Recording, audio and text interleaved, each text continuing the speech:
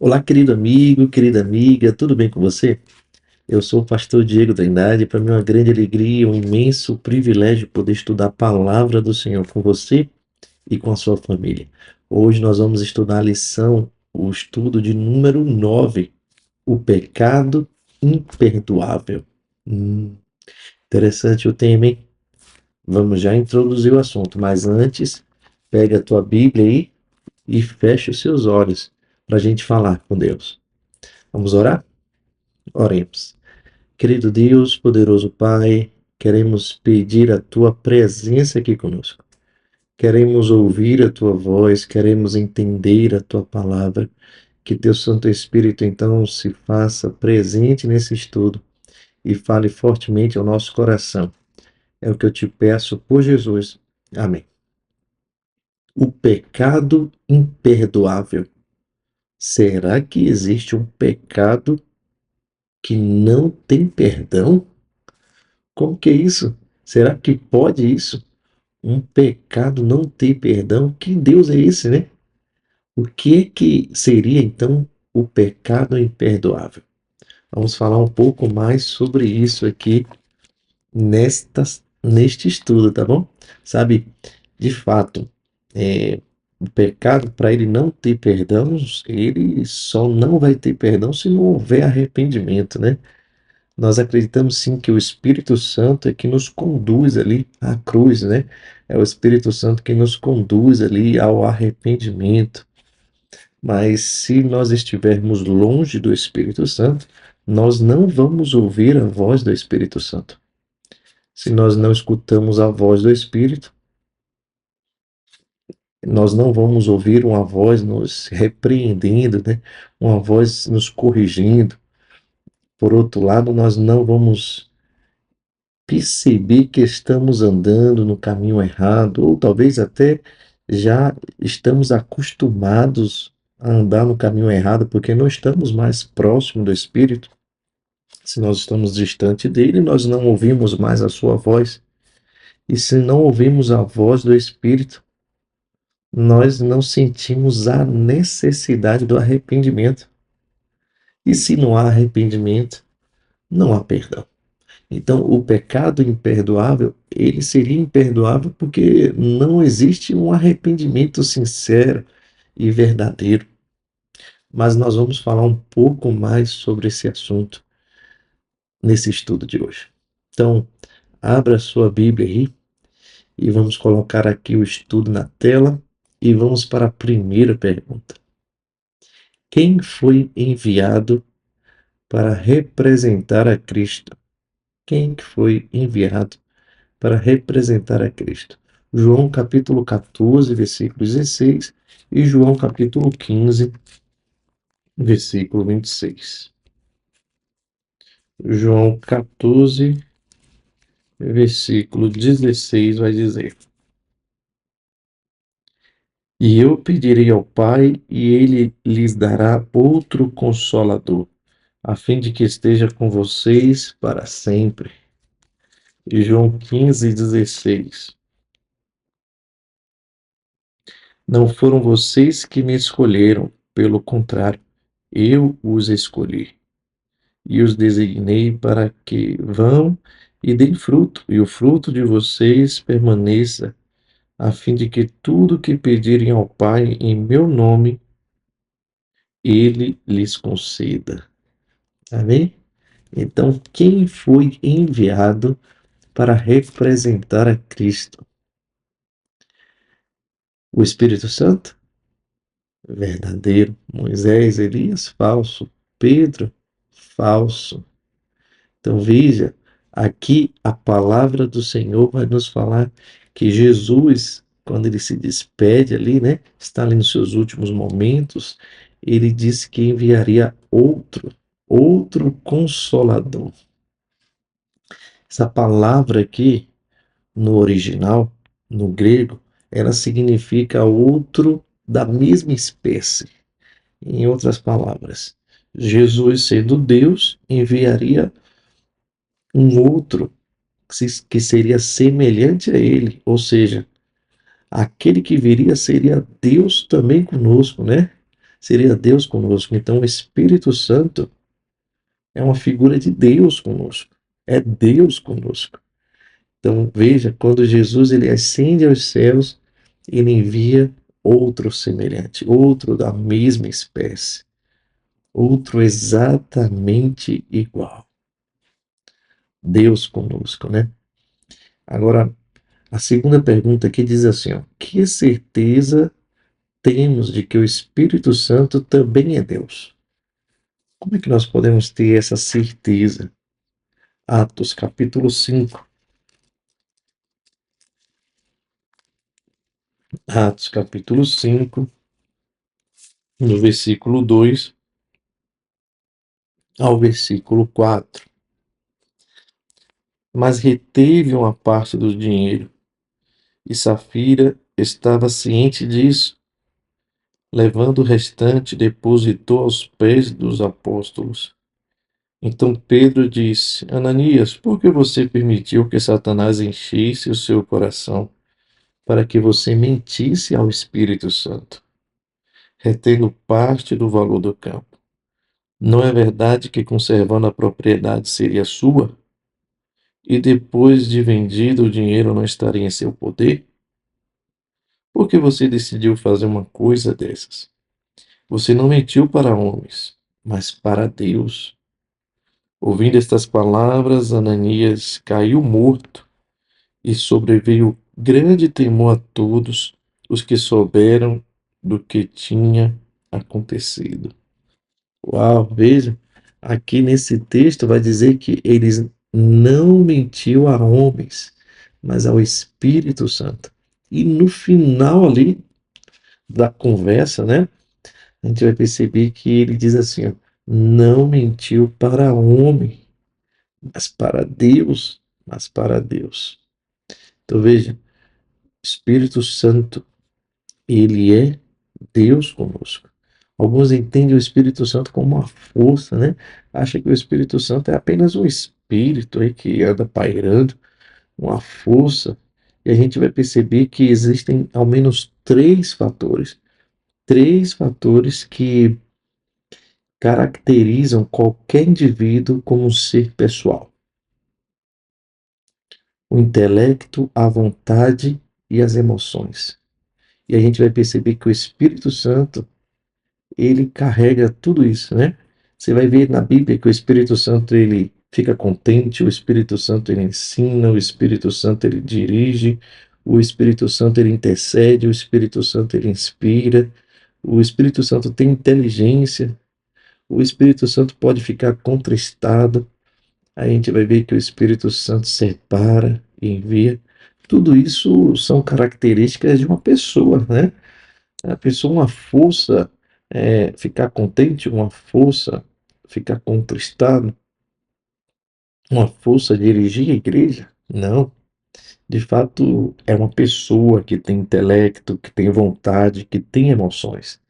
Então, quando a gente abre a Bíblia, em vários textos, como Lucas capítulo 12, versículo 2, Gênesis capítulo 6, versículo 3, Atos 3 e 2, segundo Pedro 1, 21, a gente vai ver ali algumas das características do Espírito Santo. Então a gente, de fato, pode afirmar, né, confirmar que o Espírito Santo é uma pessoa, o Espírito Santo é Deus. Agora vamos aqui para a terceira pergunta, né? Terceira pergunta diz: quais são as funções do Espírito Santo? Vamos ver aqui. João, capítulo 14, versículo 26.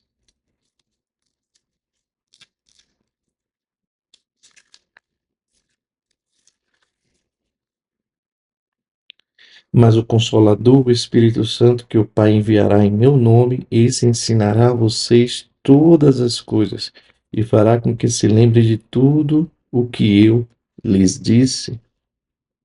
Capítulo 16, agora versículo 8 e o 13.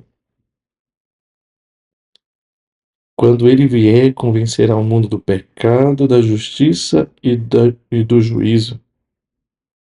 Um pouco, e vocês não me verão mais. outra vez um pouco e me verão de novo. Olha só que interessante isso aqui. Agora o versículo 13 diz: Porém, quando vier o Espírito da verdade, ele os guiará em toda a verdade. Ele não falará por si mesmo, mas dirá tudo o que ouvir e anunciará a vocês as coisas que estão para acontecer. Que bênção, hein? Então, ele vai ensinar, ele vai ensinar. A Bíblia diz que o Espírito Santo, ele vai ensinar vocês as coisas e convencer do pecado, da justiça e do juízo, guiar em toda a verdade. Então a gente vê aqui que essa é a função do Espírito Santo, né? Então o Espírito Santo ele está aqui, né, para convencer o ser humano do pecado, sabe? Ele não pode forçar a pessoa a se arrepender, mas ele pode ali ensinar a verdade, o caminho. Ele pode guiar pelo caminho da justiça, né? Mas a pessoa ali, né, através do seu livre-arbítrio, que vai tomar a sua decisão, fazer a sua escolha. A quarta pergunta diz assim: ó, quais as marcas de uma pessoa cheia do Espírito Santo? Como é que a gente pode ter a certeza que a pessoa está cheia do Espírito Santo? Atos, capítulo 5. Atos, capítulo 5, versículo 32.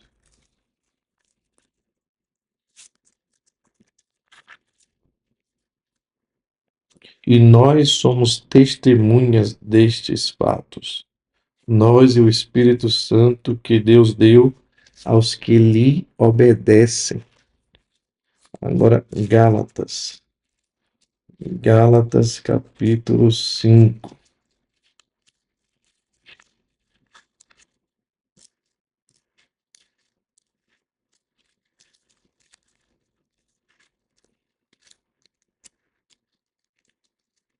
Gálatas capítulo 5, versículo 22 e 23. Mas os frutos do Espírito é amor, alegria, paz, longanimidade, benignidade, bondade, fidelidade, mansidão, domínio próprio. Contra estas coisas não há lei. Uau. Então, como é que a gente pode identificar uma pessoa que está cheia do Espírito Santo? A obediência a toda a palavra de Deus, verdadeiro. Em sua vida se vê o fruto do Espírito, verdadeiro. Pouco interesse pelas coisas espirituais, falso, falso.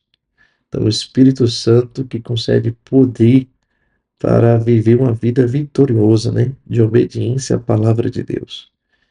Sabe, é o Espírito Santo que nos capacita a apresentar os frutos, né? Do Espírito.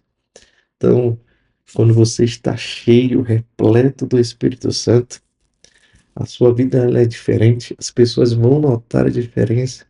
Você passa a se tornar uma pessoa mais paciente, né? Mais bondosa, mais amorosa. Você se torna uma pessoa melhor. Isso não vem de vós, é dom de Deus. É o Espírito Santo trabalhando na tua vida. Então, eu costumo dizer que quando algo eu faço de bom, foi Deus que fez. Quando deu errado, fui eu.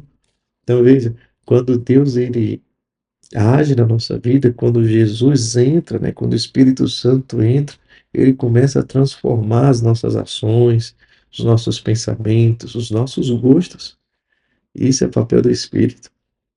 E as pessoas vão perceber que existe uma mudança que está acontecendo. Agora, quinta pergunta: que atitudes podemos ter contra o Espírito Santo? Será que a gente pode ter alguma atitude contra o Espírito Santo? Vamos ver o que a Bíblia diz? Efésios capítulo 4, versículo 30. Depois Atos, depois 1 Tessalonicenses, depois Mateus. Efésios 4:30 diz: E não entristeçam o Espírito Santo de Deus, no qual vocês foram selados para a vida da redenção. Agora, Atos 7:51.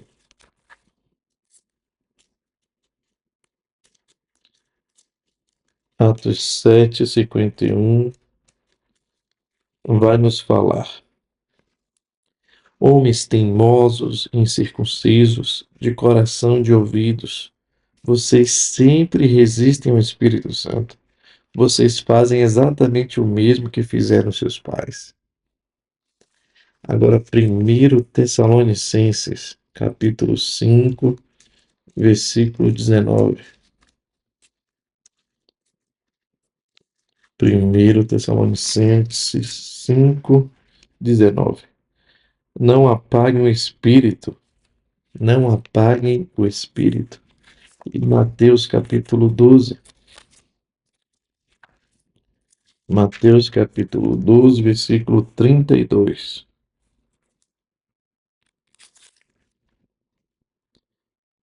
Se alguém disser alguma palavra contra o Filho do Homem, isso lhe será perdoado. Mas se alguém falar contra o Espírito Santo, isso não lhe será perdoado, nem neste mundo, nem no porvir. Então veja quais as atitudes, né, nós podemos ter contra o Espírito Santo. Nós podemos entristecer o Espírito Santo? Verdadeiro. Nós podemos resistir ao Espírito Santo? Verdadeiro. Nós podemos apagar o Espírito Santo? Verdadeiro. Nós podemos pecar contra o Espírito Santo? Verdadeiro. Então veja, nós podemos entristecê-lo, resistir a ele, apagar e pecar contra o Espírito. O pecado contra o Espírito Santo, a Bíblia diz que é um pecado imperdoável. Não quer dizer que é pecado que não tem perdão, né? Mas ele seria sim um pecado que não tem perdão porque a gente não se arrependeu, porque a gente não escuta mais a voz do Espírito Santo.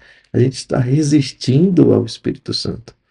Sabe, é um pecado que não tem perdão porque nós estamos rejeitando continuamente a voz do Espírito.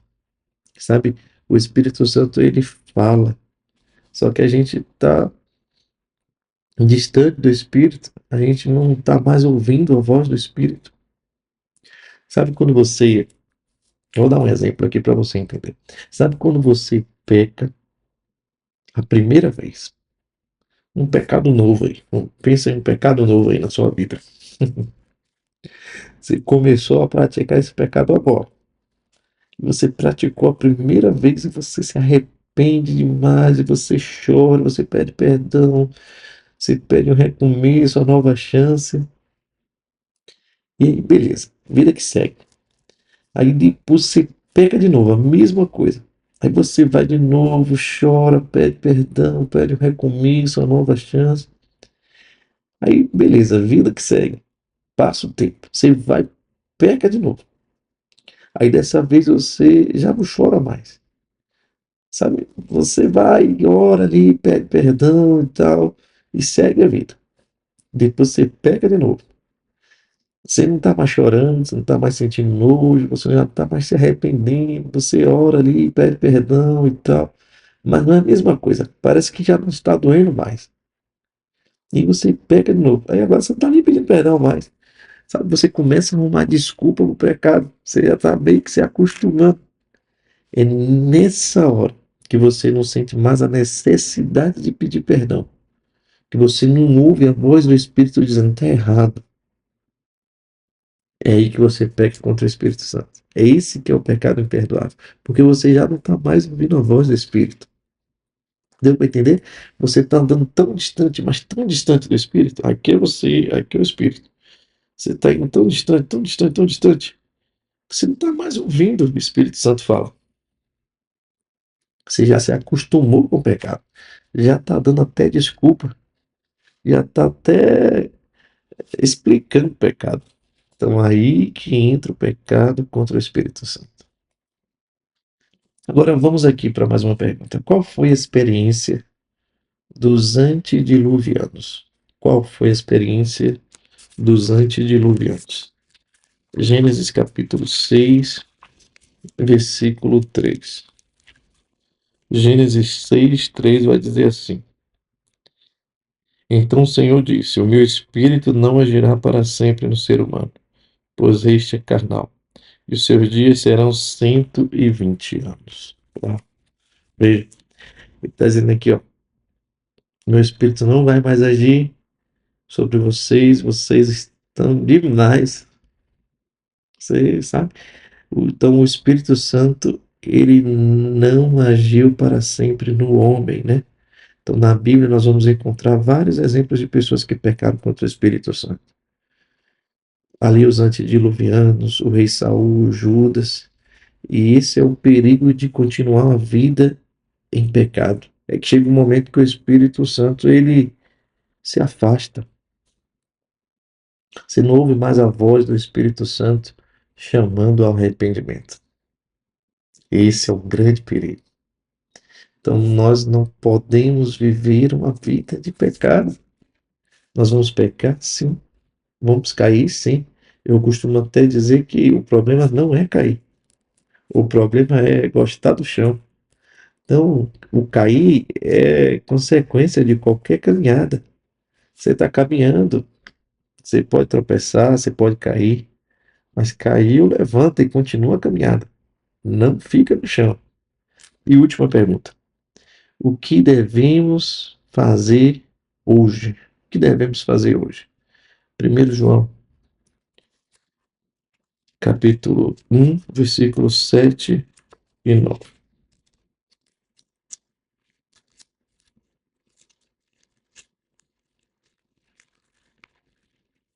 Amados, não lhe escrevo um mandamento novo, mas um mandamento antigo, que vocês tiveram desde o princípio. Este mandamento antigo é a palavra que vocês ouviram.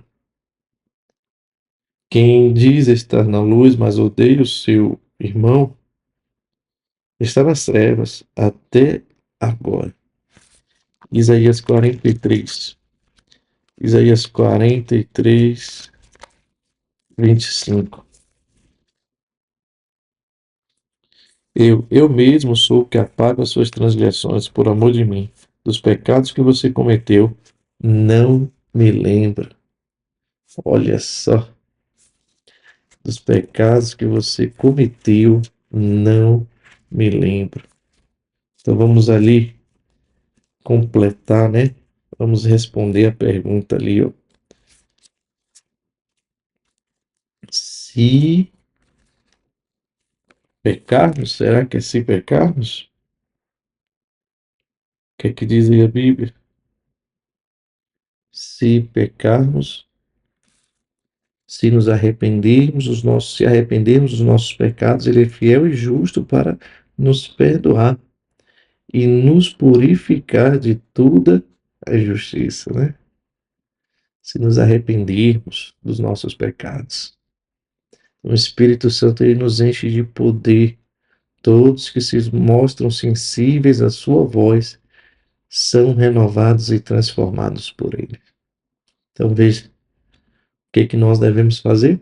Devemos nos arrepender. Devemos buscar o Senhor de todo o nosso coração.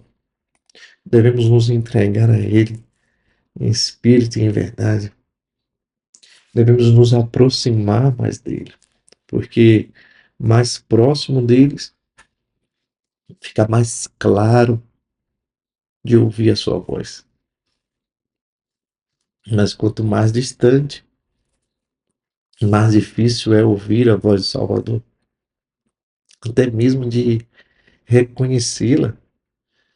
Então veja, se aproxime de Deus, se aproxime do Espírito Santo, ouça a voz dele bem clara ali no seu ouvido e você vai prosperar. Em Deus você vai encontrar vitória. Amém? Vamos fazer o nosso compromisso de fé? Nosso compromisso agora. Você crê que o Espírito Santo é Deus e faz parte da Trindade? Amém. Você deseja ter a presença do Espírito Santo em sua vida? Amém. Você quer viver uma vida de comunhão, confissão e santificação? Amém. Louvado seja a palavra do Senhor. Deus abençoe você. Nosso estudo, nosso próximo estudo é os ritos da igreja. Vamos falar sobre alguns ritos que a igreja tem, né? Vamos tentar entender ali qual a base bíblica para isso, né? Batismo, Santa Ceia, lava-pés, né? Vamos falar um pouquinho sobre alguns ritos. Então, não perde o próximo estudo, tá bom? Vamos orar? Querido Deus, poderoso Pai, te agradecemos, Senhor, por esse momento que tivemos aqui estudando a tua palavra. Que o Senhor nos abençoe, nos guarde, nos livre de todo mal. Nos dá um ótimo dia, um bom descanso. Te rogamos por Jesus. Amém. Deus abençoe você, abençoe a sua família também. E até o nosso próximo estudo.